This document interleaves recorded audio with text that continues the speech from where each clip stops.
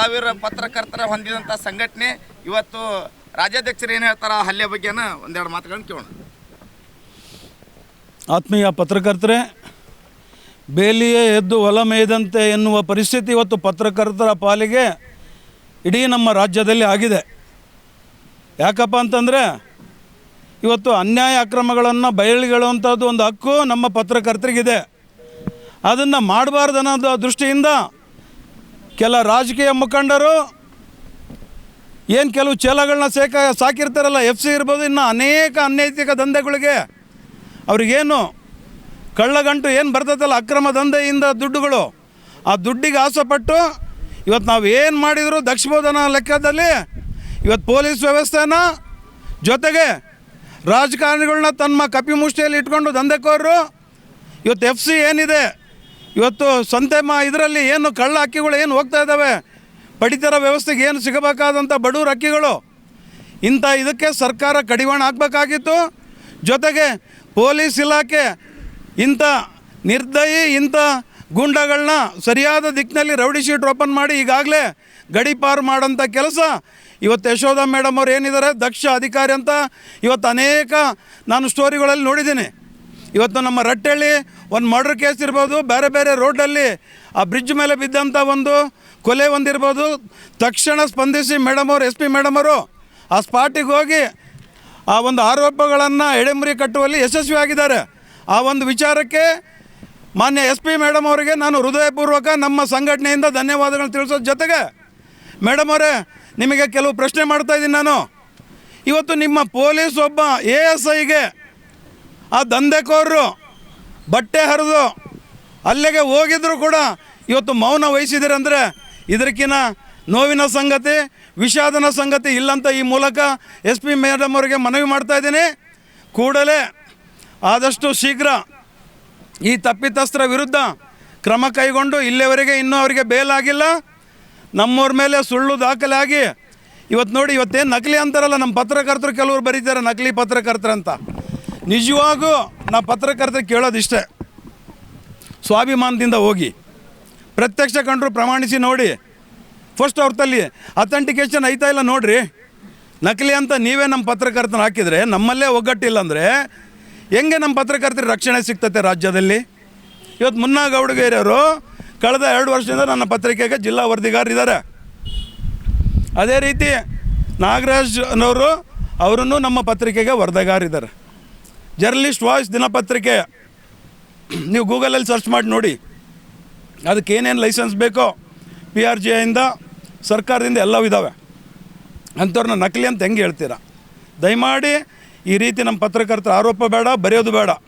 ಮುಂದಿನ ದಿನ ನೀವೇನಾದರೂ ತಿದ್ದುಕೊಳ್ಳದಿದ್ರೆ ನಿಮ್ಮೆಲ್ಲನೂ ಮಾನನಷ್ಟ ಹಾಕಿ ಬೀದಿಗೆ ನಿಲ್ಲಿಸೋಂಥ ಕೆಲಸ ನಾವು ಮಾಡ್ತೀವಿ ಅಂತ ಈ ಸಂದರ್ಭದಲ್ಲಿ ನಮ್ಮ ಪತ್ರಕರ್ತರಿಗೂ ಎಚ್ಚರಿಕೆಯ ಗಂಟೆ ನಾನು ಕೊಡ್ತಾಯಿದ್ದೀನಿ. ಇವತ್ತು ಆದಷ್ಟು ಇವತ್ತೇನು ನಡೆದಿದೆ ನಮ್ಮ ಮುನ್ನೋರ ಬಗ್ಗೆ, ನಾಗರಾಜ್ ಬಗ್ಗೆ ಮೇಲ್ನೋಟಕ್ಕೆ ಇದು ಸುಳ್ಳು ಅಂತ ಪ್ರತಿಯೊಬ್ಬರಿಗೆ ಗೊತ್ತಿರೋಂಥ ವಿಚಾರ. ಇವತ್ತು ದಂಧೆಗೋರಿಗೆ ಹೇಳ್ತಾ ಇದ್ದೀನಿ, ಆದಷ್ಟು ನಿಮ್ಮ ಒಂದು ಅತಿರೇಕರಿಗೆ ಕಡಿವಾಣ ಆಗದಾಯಿದ್ರೆ ಮುಂದಿನ ದಿನ ನಾವು ಪತ್ರಕರ್ತರೆಲ್ಲ ಸೇರಿ ನಿಮಗೆ ಒಂದು ತಕ್ಕ ಪಾಠ ಕಲಿಸ್ತೀವಿ. ಜೊತೆಗೆ ಇವತ್ತು ಜಿಲ್ಲಾಧಿಕಾರಿಗೆ, ಪೊಲೀಸ್ ವರಿಷ್ಠಾಧಿಕಾರಿ ಯಶವಂತ ಮೇಡಮ್ ಅವ್ರ ಹತ್ರನೂ ಹೋಗ್ತಾಯಿದ್ದೀವಿ. ಹೋಗಿ ಅವ್ರಿಗೆ 1 ತಿಂಗಳ ಕಾಲ ಗಡುವು ಕೊಡ್ತಾಯಿದ್ದೀವಿ. ಇದಕ್ಕೇನು ಕ್ರಮ ಅಂತ ಕಾನೂನಲ್ಲಿ ಏನಂತ ನಮಗೆ ಗೊತ್ತಿದೆ. ಇದು ಸ್ಕ್ವಾಶಿಗೆ ನಾವು ಹೈಕೋರ್ಟಾಗಿ ಹಾಕಿದರೆ ಏನಾಗ್ತದೆ ಅಂತಲೂ ನಮಗೆ ಗೊತ್ತಿದೆ. ನಮ್ಮ ಪತ್ರಕರ್ತರಿಗೆ ಕಾನೂನೇನು ಹೇಳ್ಕೊಡೋದೇನು ಬೇಕಾಗಿಲ್ಲ. ದಯಮಾಡಿ ಈ ಸುಳ್ಳು ಆರೋಪ ಏನಿದೆ ಕೂಡಲೇ ನಿಷ್ಪಕ್ಷಪಾತ ತನಿಖೆ ನಡೆಸಿ ರದ್ದುಗೊಳಿಸೋಕ್ಕೇನಿದೆ ಪೊಲೀಸರು ತಮ್ಮ ಮಾನ ಉಳಿಸ್ಕೊಳ್ಳೋಕ್ಕೆ ಈ ಪ್ರಕ್ರಿಯೆಯಲ್ಲಿ ಮುಂದಾಗಬೇಕಂದ್ಬಿಟ್ಟು ಅವರಲ್ಲಿ ವಿನಂತಿ ಮಾಡ್ತಾಯಿದ್ದೀನಿ. ಯಾಕಂದರೆ ಪೊಲೀಸರ ಮೇಲೆ ಅಲ್ಲೇ ಆದಂಥ ಸಂದರ್ಭದಾಗೆ ಅವತ್ತು ತಾವೇ ತಮ್ಮ ಸ್ಟೇಷನಲ್ಲಿ 353 ಮಾಡಿದಿರಿ. ಅಂಥ ಸಂದರ್ಭದಲ್ಲಿ ಸೋಮೋಟೋ ಮಾಡಿದರು ಅದೇ 4-3 ಜನ ಮೇಲೆ. ಅದೇ ವ್ಯಕ್ತಿಗಳು ಯಾರನ್ನೋ ತರಿಸ್ಬಿಟ್ಟು ಆ ಹೊಡೆದಾಟ ಆಗೋಂಥ ಟೈಮಲ್ಲಿ ಅವತ್ತು 7/6/2026 ಏನು ನಡೆದಿದ್ದ ಘಟನೆ 11ರಿಂದ 11:45 ಘಟನೆ. ಅಂಥ ಪ್ರಕ್ಷುಬ್ಧ ವಾತಾವರಣದಾಗೆ ಇವರು ಜಾತಿ ಎತ್ತು ಬೈಯೋಕ್ಕೆ ಸಾಧ್ಯನಾ? ಹೋಗಲಿ ಅಂತ ಹೊಡೆತ ತಿಂದಂಥ ಸಂದರ್ಭದಾಗೆ ನಾಗರಾಜವರು ಅಲ್ಲೇ ಮಾಡೋಕ್ಕೆ ಅವ್ರ ಮೇಲೆ ಆಫ್ ಮಾಡ್ರು ಮಾಡೋಕ್ಕೆ ಸಾಧ್ಯನಾ? ಇವು ಮೇಲ್ನೋಟಕ್ಕಿದ್ದಾವೆ. ಜೊತೆಗೆ ಆ FIR ನೋಡಿದೆ ನಮ್ಮ ನಾಗರಾಜ್ ವನಹಳ್ಳಿಯವ್ರು ಮಾತ್ರ ಹೋಗಿದ್ದಾರೆ ಅಂತ ತೋರಿಸಿದ್ದಾರೆ. ಪಾಪ ಎಲ್ಲಿ ನಮ್ಮ ಮುನ್ನಗೌಡಿಗೆರ ಹೆಸರು ಇಲ್ಲ, ಏನಿಲ್ಲ. ಆದರೂ ಪೊಲೀಸರು ಯಾಕೆ ಇವ್ರ ಹೆಸರು ತೊಗೊಂಡು ಎರಡನೇ ಪಾರ್ಟಿ ಸೇರಿಸಿದ್ರೆ ಗೊತ್ತಾಗ್ತಾ ಇಲ್ಲ. ನಮ್ಮ ಮುನ್ನಗೌಡಿಗೆರೆಯವರು ತಪ್ಪು ಮಾಡಿದ್ದಾರೆ, ಇನ್ನೊಂದು FIR ಮಾಡಬೇಕಾಗಿತ್ತು ಇವರಂತ.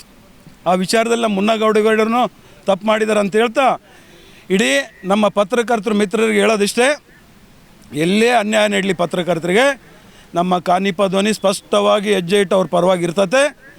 ಜೊತೆಗೆ ಇವತ್ತು ಮುನ್ನಗೌಡಿಗರಿಗಿರ್ಬೋದು, ನಾಗರಾಜ್ ಅವ್ರಿಗಿರ್ಬೋದು, ಇವತ್ತೇನು ಅನ್ಯಾಯ ಆಗಿದೆ ಅದಕ್ಕೆ ನಾವು ಸಂಪೂರ್ಣ ಬೆಂಬಲ ಇರ್ತೀವಿ.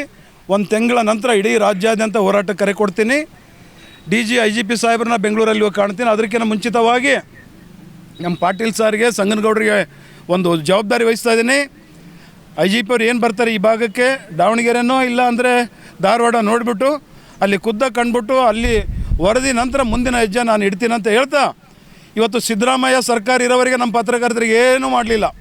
ಬರೀ ಸಾಮಾಜಿಕ ಅಧಿಕಾರ ಅಂತ ಒಟ್ಬಿಟ್ಟು ಇಡೀ ನಮ್ಮ ಪತ್ರಕರ್ತರಿಗೆ ಅನ್ಯಾಯ ಮಾಡಿದ್ರು.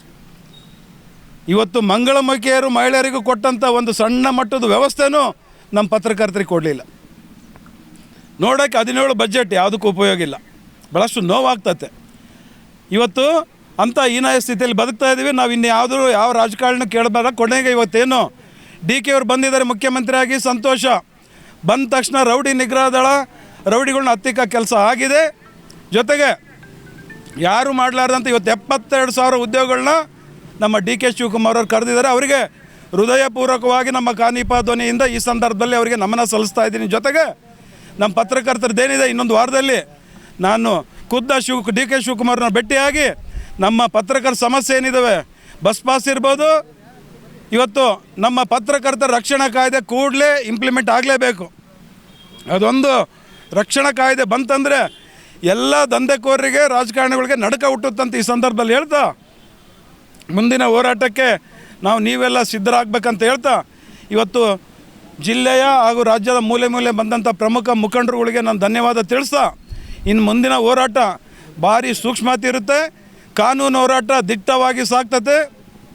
ಜೊತೆಗೆ ಹೈಕೋರ್ಟು, ಸುಪ್ರೀಂ ಕೋರ್ಟಲ್ಲಿ ರಿಟ್ ಪಟಿಷನ್ ಫೈಲ್ ಮಾಡೋದ್ರ ಮುಖಾಂತರ ಸರ್ಕಾರಕ್ಕೆ ಎಚ್ಚರಿಕೆ ಗಂಟೆ ನಾನು ನೀಡ್ತೀನಿ ಅಂತ ಹೇಳ್ಬಿಟ್ಟು ಈ ಸಂದರ್ಭ ಹೇಳೋದ್ರ ಜೊತೆಗೆ ತಾವೆಲ್ಲ ಧೈರ್ಯವಾಗಿರಿ. ನಿಮ್ಮನ್ನು ನಂಬ್ಕೊಂಡಂಥ ಕುಟುಂಬ ಒಂದು ಇರ್ತತೆ. 3 ಬಿಟ್ಟಂಥ ನನ್ನ ಮಕ್ಕಳಿಗೆ ಏನು ಮಾಡೋಕ್ಕೂ ಹೆಸಲ್ಲ. ಅದಕ್ಕೆ ನಿಮ್ಮ ಪ್ರೊಟೆಕ್ಷನ್ ಸಮೇತ ಇಂಥ ದಾಳಿಗೆ ಹೋಗ್ಬೇಕಾದಾಗ ನಿಮ್ಮದು ಬಲ ತೊಗೊಂಡು ಹೋಗ್ರಿ ಅಂತ ಈ ಸಂದರ್ಭದಲ್ಲಿ ಕರೆ ಕೊಡ್ತಾ ನನ್ನ ಮಾತಿಗೆ ವಿರಾಮ ನೀಡ್ತಾಯಿತ್ತು.